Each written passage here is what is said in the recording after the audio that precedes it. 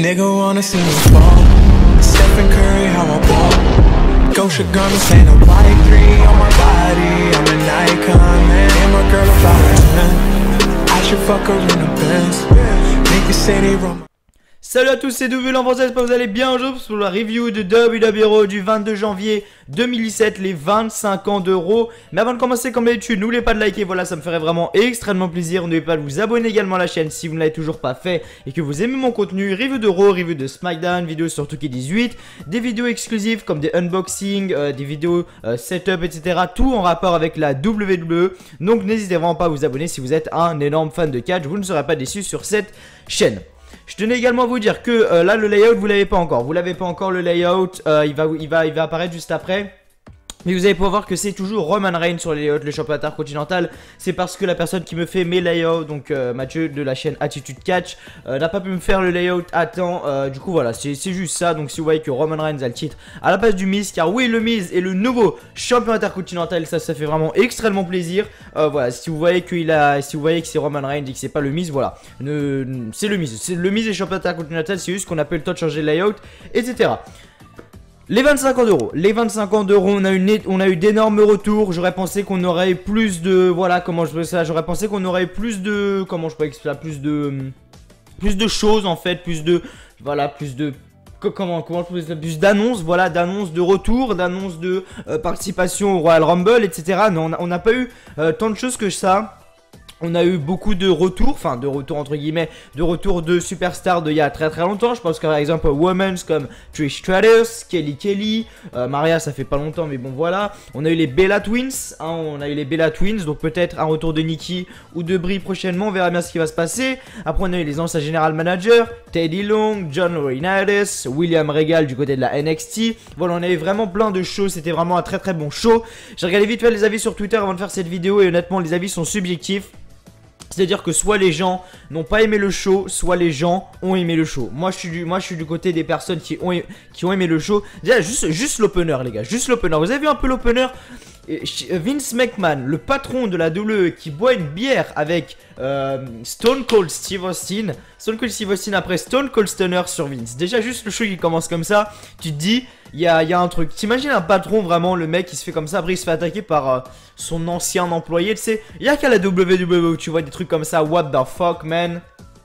Du coup voilà, après on a rien eu de spécial, si on a une promo magnifique de l'Undertaker. On a eu le retour des Dudley Boys, voilà. Après on a eu le Miz qui est devenu champion, nouveau champion intercontinental. On a eu un match Bray Wyatt contre Matt Hardy. Ce que j'avais pas compris aussi au début du show, je me disais mais pourquoi c'est dans deux salles différentes? En fait il y avait une salle, la salle de 2018 donc maintenant, et il y avait la salle des années, waouh, il y a des années passées avec les anciens commentateurs. Genre c'est, vous savez les barrières de sécurité, genre c'est des barrières en métal, c'est pas les barrières comme il y a maintenant et tout, enfin comme dans les années il y a 25 ans tout simplement. C'était vraiment un très bon show. On a eu Elias avec John Cena, on a eu Dana Brooke on a eu la Degeneration X, pardon. On a eu le club, on a eu contre The Revival, on a eu vraiment plein de choses. Je vais vous résumer tout ça dans cette review plus en détail. On a eu Paige, même si Paige n'a pas catché, donc on va voir ce que ça va donner prochainement pour Paige. Je ne pense pas que ce soit bon signe si 2 semaines de suite comme ça elle ne catche pas.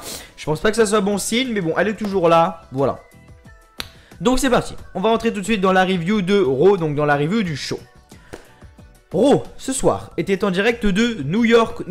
Voilà, donc comme je l'ai dit, il est important de noter que pour le 25e anniversaire, le show se déroule dans 2 villes différentes. Voilà, au Barclays Center et au Manhattan Center. Donc le Barclays Center qui est à New York, si je dis pas de conneries, et le Manhattan Center qui est à Manhattan. Je tenais également à dire que, voilà, bravo aux États-Unis, bravo au pays des États-Unis. Pourquoi? Parce que, je sais pas, j'ai vu ça sur Twitter, je sais pas c'est quelle tour, je crois que c'est la tour de Manhattan si je dis pas de conneries. Elle était illuminée en rouge, je vais vous afficher une photo à l'écran maintenant, voilà. Elle était affichée en rouge en fait pour les 25 ans de Raw, voilà, pour dire à quel point la WWE a de la puissance aux États-Unis, à quel point les Américains kiffe la WWE, que ça se partage en famille, pas comme en France où tout le monde s'en bat les couilles et tout le monde crache sur la WWE et tout le monde se branle sur le foot. Mais voilà, c'est dommage que la France ne soit pas comme ça. Donc voilà, les États-Unis, bravo à vous. Donc le show commence avec Jim Ross et Jerry Lawler qui nous souhaitent la bienvenue au Manhattan Center. Donc ça, dans la salle, il y a 25 ans. Donc une salle vraiment très très vieille. Ensuite, on retrouve Michael Cole et son équipe au Barclays Center. Donc les shows, enfin l'arène de 2018. Donc l'équipe, bien évidemment, Corey Graves et Monsieur Booker T. Stephanie McMahon, donc l'opener du show. On a Stephanie McMahon et Shane McMahon qui sont sur le ring, commencent à faire une petite promo. Voilà, c'est Stephanie McMahon. Welcome to Monday Night Raw. Ah, je déteste. Honnêtement, je déteste quand elle fait ça. C'est waouh, je déteste. Bref, donc Shane McMahon et Stephanie dit que voilà, ils sont contents que ça soit là depuis 25 ans, etc. Ils nous remercient d'être là chaque semaine, nous les fans, que ça soit à travers le monde ou que ça soit dans la salle, etc. Ils nous remercient vraiment d'être là à chaque fois, mais tout ça n'aurait pas pu être possible avec le chairman de la WWE, Vince McMahon. Donc là, Vince McMahon arrive, énorme pop comme d'habitude pour le patron, le chairman de la WWE, Vince McMahon. Rien de spécial, Vince McMahon fait une petite promo, machin, rien de spécial. Stone Cold Stunner arrive. Là, tout le monde s'est levé, tout le monde a pop, tout le monde a gueulé, honnêtement. C'était la jungle. C'était la jungle dans la salle. Donc Stone Cold arrive. Voilà, Stone Cold arrive. Il fait une petite promo, mais vraiment toute petite avec Vince. Il arrive. Stone Cold Stunner sur Shane McMahon, le mec. Vince McMahon, il prend une bière, il l'ouvre. Il fait un chin avec Stone Cold, il boit comme ça. Bon, Stone Cold, il s'en fout partout sur la gueule, hein, comme à l'époque. Vince McMahon, il y a tout qui tombe sur sa cravate, sa chemise toute tachée et tout. Et là, Vince McMahon, il prend la bière comme ça, il se retourne vers le public comme ça, il monte la bière vers le public. Stone Cold, il le prend, Stone Cold Stunner sur Vince McMahon. T'imagines un peu, tu fais ça à ton patron demain, t'arrives au boulot comme ça, Stone Cold Stunner, le mec, ton patron, il tombe normal, c'est après il dit ouais, non, mais c'est pas grave, c'est pour rigoler. Il y a que à la WWE que tu vois des trucs comme ça. C'est pour ça qu'on est autant si fiers d'être fan de la WWE. Donc, ensuite, Shane McMahon reprend un autre Stone Cold Stunner. Déjà, quand tu vois un opener comme ça, t'as juste envie de kiffer. Voilà, donc j'ai vraiment kiffé l'opener du show. Aussi, j'ai bien aimé quelque chose dans ce 25 ans d'Euro. Je croyais qu'il y allait avoir que des promos, etc. Non, on a eu des matchs, donc vraiment très très bien. Même si ce match-là, il n'avait pas grand intérêt, et puis on peut le voir dans un Raw normal, pas un Raw exclusif qui doit être énorme comme les 25 ans d'Euro. Alicia Fox, Sonya Deville, Mandy Rose et Nia Jax, accompagnés de Paige contre Sasha Banks, Bayley, Mickie James et The Empress of Tomorrow. Répondez, Asuka. Je sais que personne l'a fait derrière son écran, mais j'avais envie de la faire. Bref. Donc Sasha Banks a fait gagner son équipe par un bake statement sur Alicia Fox, si je dis pas de conneries. Oui, c'est ça, sur Alicia Fox. Ce qui s'est passé de spécial, c'est qu'après voilà, on nous a entre guillemets teasé le Royal Rumble. Tout le monde me dit oui, mais Mathieu, tu sais, c'est Asuka qui va gagner le Royal Rumble, etc. C'est trop prévisible, honnêtement, c'est trop prévisible que Asuka gagne ce Royal Rumble. Tout le monde le sait, et la WWE justement aime nous surprendre.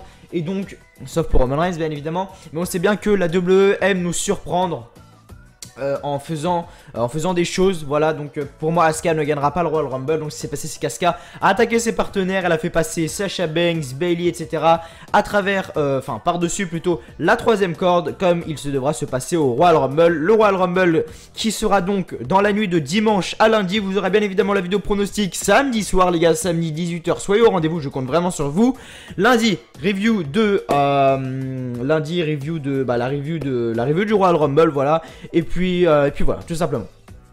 Donc, de retour, on se déplace au Manhattan Center. Donc là, dans l'arène, il y a 25 ans.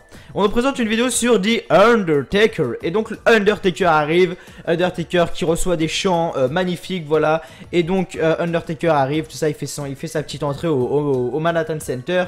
Donc voilà. Après, comment ça s'est passé au niveau des deux salles, etc. Je pense qu'il y avait un écran, du coup, dès qu'il y avait dans une salle, la personne qui était dans la salle, elle regardait l'écran. Après, je pense que ça switchait comme ça, pardon. Et du coup voilà, donc l'Undertaker dit que le carnage a débuté sur ce sol il y a maintenant 25 ans. 25 ans de carrière, vous imaginez. Il se fait battre par un pauvre mec, Roman Reigns, enfin bref. Pendant 25 ans, il a creusé des trous et n'importe qui est entré dans l'obscurité a été brûlé. Pendant 25 ans, il a lancé les légendes dans l'urne. Stone Cold, Mick Foley, Kane, ils ont tous essayé, ils ont tous échoué. Maintenant sur ce sol, il déclare pour tous ceux qui ont tombé que c'est vraiment le moment de reposer en paix. Pas d'annonce pour The Undertaker pour un match à WrestleMania 34 contre John Cena peut-être, hein, je sais pas si vous avez entendu ça, Twitter machin, voilà. J'ai rien à dire sur ça. Undertaker, j'hésite à lancer également une série, mais il y a la série de Danto aussi, enfin bref, c'est la merde, on verra bien, mais si je lance cette série qui sera faite par moi, je pense que ça sera vraiment très spécial, je pense que ça sera vraiment très cool. Bref, ensuite on nous présente les managers généraux, les anciens managers généraux, donc que ce soit SmackDown, Raw, etc. On ne les présente pas tous, hein, on n'en a présenté que 4, et donc ils sont arrivés donc sur le stage, vous savez, sur la rampe d'entrée. Et donc, il y avait John Laurinaitis, ancien manager de Raw dans les années 2012, si je me souviens bien, avec CM Punk, John Cena, etc. Après, on a eu Teddy Long, ancien général manager de SmackDown Live. On a eu William Regal du côté de la NXT. Et ensuite, on a eu Eric Bischoff, je sais pas, j'ai vu c'était qui, mais je ne connaissais pas ce mec. Et ensuite, l'actuel General Manager de SmackDown Live, Daniel Bryan.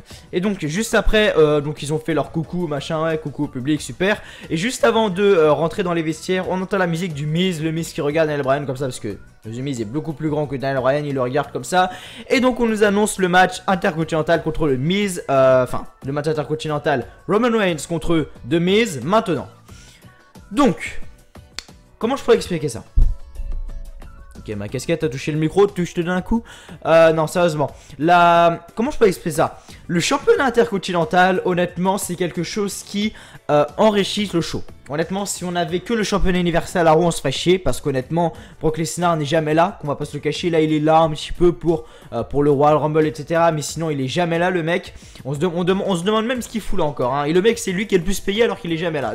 L'injustice, c'est quelque chose que je déteste dans la vie également. Quand tu vois qu'il y a des mecs comme Seth Rollins, Roman Reigns, Dean Ambrose, même s'il est blessé, Samoa Joe, Charlotte, Alexa Bliss, Sasha Banks. Voilà, toutes les superstars qui se battent chaque soir, live event après live event, après show, après live event, après live event, après show, et qui sont moins payés Brock Lesnar, enfin bref. On va pas parler du truc universel parce que là c'était pour le titre intercontinental. Mais voilà, heureusement que le Miz a gagné parce que Roman Reigns va déjà gagner le championnat universel à WrestleMania 34. Donc pourquoi lui aurait-il laissé pardon, le titre intercontinental? Je ne sais pas du tout. Bref, le Miz a gagné ce match, c'est le plus important. Le Miz to Rage est intervenu plusieurs fois dans ce match. Donc l'arbitre a donc décidé de les renvoyer au vestiaire. Jusque là, il n'y a rien eu de choquant. Ce qui s'est passé, c'est qu'après Roman Reigns, il a voulu faire un spear, je crois, au Miz. Il s'est cogné dans le coin. Le Miz, Skull Crushing Finale. 1, 2 et 3, victoire du Miz qui est le nouveau champion intercontinental. Et Roman Reigns également quand il a fait son entrée, j'ai oublié de vous le dire, et s'est reçu une énorme boudette. Je vais pas le faire. Ah oui, vous l'avez vu? J'ai fait même signe que la miniature d'hier. D'ailleurs, n'hésitez pas à aller voir la vidéo unboxing si vous l'avez pas vu. La plaque Charlotte est juste là devant moi. Waouh, elle est magnifique. Bref. Donc du coup voilà, qu'est-ce que je voulais vous dire d'autre? Rien de spécial. Donc le Miz est pour la 8e fois, c'est énorme. Je crois que le plus grand champion intercontinental, je crois que c'est Chris Jericho, si je dis pas de conneries. Chris Jericho, peut-être Dolph Ziggler. Non, je crois que c'est Chris Jericho, si je dis pas de conneries. Donc le Miz est pour la 8e fois, pardon, champion intercontinental. Ensuite on a eu le Peep Show avec Christian. J'aurais cru que Edge était là, j'étais vraiment déçu de pas voir Edge honnêtement. D'ailleurs Christian, vous allez pouvoir le voir à la Paris Manga, je sais plus c'est quelle date et honnêtement je m'en fous, mais je sais plus, voilà. Mais Christian, vous allez pouvoir le voir à la Paris Manga. Donc s'il y a des fans de Christian parmi les abonnés, prenez vos places à la Paris Manga. Donc, Christian sur le ring et nous souhaite la bienvenue au Peep Show. Christian dit qu'il connaît bien les équipes, mais ses invités ce soir ont gagné les titres lors de leur premier combat. Voici donc Seth freaking Rollins et Jason Jordan. Donc Jason Jordan dit que c'est un honneur d'être avec toutes ces légendes, etc. Il se prend une boudette mais malade. Mais Jason Jordan c'est un flop total en tant que face, avec Kurt Angle, machin. Enfin c'est juste un délire honnêtement. Mais voilà, c'est un échec total honnêtement Jason Jordan. Enfin bref. Et donc il voulait rendre hommage à son père. Mais The Bar arrive. You just said The Bar, Real, The Bar arrive. Cesaro et Sheamus, et donc après ça part en couille, voilà, Jason Jordan commence à attaquer Cesaro et Sheamus, et puis à un moment je crois que c'est Cesaro qui se met derrière Jordan, ou devant Jordan, je sais plus, je crois que c'est derrière, et donc Seth Rollins veut sauter, il fait son coup de genou, sauf que Cesaro ou Sheamus, je sais plus, l'un des deux esquive, et donc Seth Rollins fait son coup de genou de la 3e corde sur Jason Jordan. En coulisses, Charlie Caruso est avec Alexa Bliss, la championne des femmes de WWE Raw. Elle demande ses commentaires sur le Royal Rumble et si elle sera encore championne jusqu'à WrestleMania. Alexa Bliss dit qu'elle est une déesse. Charlotte Flair arrive, mon amour, je t'aime, arrive et dit que Alexa Bliss est championne pour la seule raison qu'elle est à SmackDown Live. Elle doute que Bliss soit encore championne jusqu'à WrestleMania. Comme n'a pas le physique et l'attitude d'une championne, elle peut le demander à l'homme si elle veut. Ric Flair arrive et donc Ric Flair arrive et dit que Charlotte sera championne encore et toujours, pendant que Alexa Bliss le sera seulement ce soir. Wouh! Je t'aime Charlotte. On se déplace au Manhattan Center, donc là dans la ville, dans l'arène il y a 25 ans. Je sais, je vais répéter tout au long de cette vidéo, mais faut que vous compreniez un petit peu, bordel de merde. Non mais c'est plus sérieusement, voilà, dans l'arène il y a 25 ans. Donc on a eu Bray Wyatt contre Matt Hardy. Ça je comprends pas, c'est pourquoi pendant un mois et demi, on nous lance cette gimmick de Broken Matt Hardy, cette feud entre Bray Wyatt et Matt Hardy. Les mecs pendant un mois et demi ne se battent pas, une semaine avant le Royal Rumble ils se battent. Vous pouvez expliquer la logique? Du coup, j'entends pas. Est-ce que vous pouvez m'expliquer la logique, sérieusement? Enfin bref.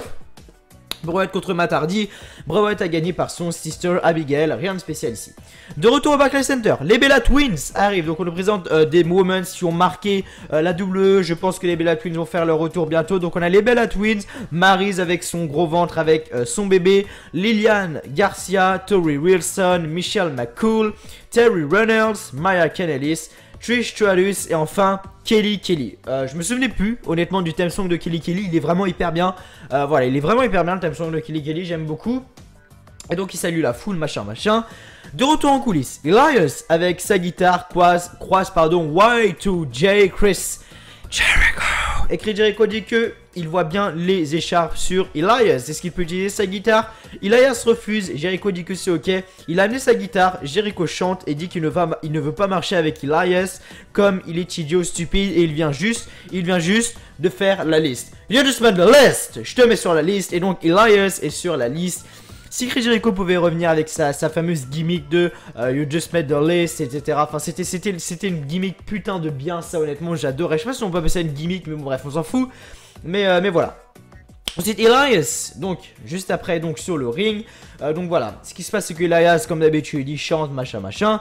John Cena arrive, et en gros, on a eu la même chose. Il s'est passé la même chose qu'au 25e anniversaire, qu'à Noël. Voilà, le jour de Noël, on a eu un show. On a eu John Cena contre Elias. Là, c'était la même chose, sauf qu'il n'y a pas eu de match. Mais c'est Elias qui a pris le dessus sur John Cena. Il s'est rien passé de spécial, honnêtement, ici. Bref. Tag Team Match. Apollo Crews et Titus O'Neil, accompagné de Dana Brooke, contre Rhino et Heath Slater. À la fin du combat, l'arbitre arrête le combat alors que tout le monde s'affronte. No contest. Après le combat, les Dudley Boys arrivent sur le ring et les équipes quittent le ring. Heath Slater est lancé sur le ring et Ray lui fait une slam et Devon complète avec son headbutt du coin. Ils enchaînent avec un 3D à travers la table. Voilà. Les Dudley Boys sont de retour. Est-ce qu'ils sont de retour prochainement pour les prochains shows? Est-ce qu'ils ont été juste de retour ce soir? On verra bien évidemment tout ça la semaine prochaine du côté de WWE. De retour, on revient au Manhattan Center. Ah oui, excusez-moi, non, AJ Styles, pardon. On a eu une petite promo avec Charlie Caruso. AJ Styles fait une petite interview. Et donc, AJ Styles dit qu'il va tout faire pour conserver le titre des États-Unis au Royal Rumble. Bref, et ensuite, on a Main Gene Okerlund, si j'ai bien prononcé, qui lui demande ses commentaires pour dimanche. Je ne connais pas ce mec. Et AJ Styles dit qu'il va défendre son titre contre Camille, Kevin Owens et Sami Zayn, qui se croit meilleur que lui pour sortir les premiers co-champions de la WWE. Et AJ dit qu'il va devoir frapper vite et fort pour qu'il puisse rester le champion. Ensuite, à la fin du show, c'est ce qui a conclu le show Manhattan Center. Donc là, il est à 25 ans en arrière. L'une de mes équipes qui m'a le plus marqué depuis que je regarde la WWE, même si j'ai pas tellement connu cette époque-là, honnêtement. Je vois des vidéos sur YouTube de maintenant. C'est la D-Generation X avec Shawn Michaels.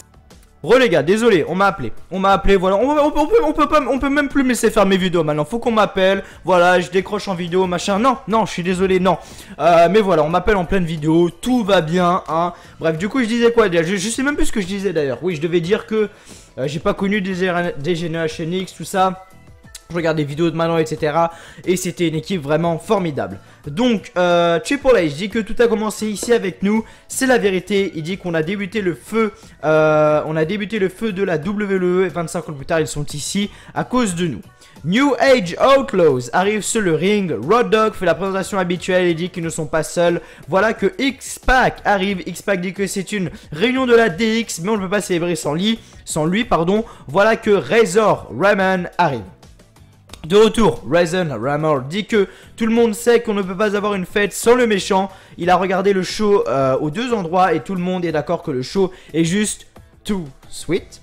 La musique de Finn Balor commence et donc on a le club, le Gallows, Carl Anderson et Finn Balor de Balor Club, man. Et donc l'ADX et le Balor Club font le signe too sweet et voilà que The Revival, Dash Wilshire et Scott Dawson arrivent. Carl Anderson et Lou Gallows contre The Revival. Donc à la fin du combat, Lou Gallows et Carl Anderson font leur Magic Killer pour remporter ce match. Donc, de retour au Barclays Center, Kurt Angle arrive sur le ring avec le roster de WWE. Donc au Barclays Center, l'arène de 2018. Au Barclays Center, et Kurt Angle arrive sur le ring avec le roster de Raw et des légendes pour protéger le ring. Kurt Angle dit que ce dimanche, le titre universal sera défendu dans un triple set match. Kurt Angle le présente Braun Strowman, Ken et Brock Lesnar. Paul Heyman demande si les combattants sont prêts car son combattant le plus important est prêt. Lesnar arrive et l'affrontement éclate. Lesnar fait son high five à Kane et Braun Strowman. Et Strowman le sort du ring avec une clothesline et Strowman fait son running power slam à Lesnar à travers la table des commentateurs. Et le show se termine donc avec une célébration tout simplement de Braun Strowman. Voilà ce qui s'est passé dans le show de ce soir. J'espère que vous avez tout compris. J'espère également que vous avez trouvé que la vidéo était bien, etc. N'oubliez pas vraiment de me dire en commentaire, c'est vraiment super important. Merci à vous de m'avoir suivi. Je suis tout à fait content d'être là encore une fois, de vous faire des vidéos, etc. Vraiment, merci à vous d'être ici. Voilà, du coup, moi je vous dis tout simplement à demain pour la review de SmackDown Live. Bref, retenez quelque chose de ce Raw 25 ans. Ne le manquez pas, il était vraiment très très bon. Bref, merci à vous de m'avoir suivi, n'oubliez pas de liker si vous venez juste d'arriver juste ici, n'oubliez pas de vous abonner et n'oubliez pas de mettre le petit hashtag si vous êtes arrivé jusqu'ici, jusqu'à la fin de la vidéo, n'hésitez pas à mettre le petit hashtag WEF, donc W, le E, F et Nation, WEF Nation si vous êtes arrivé jusqu'à la fin de la vidéo, je likerai votre tweet pour vous remercier. Merci à vous d'avoir suivi, moi je vous dis simplement à demain pour la review de SmackDown Live. Allez, salut à tous.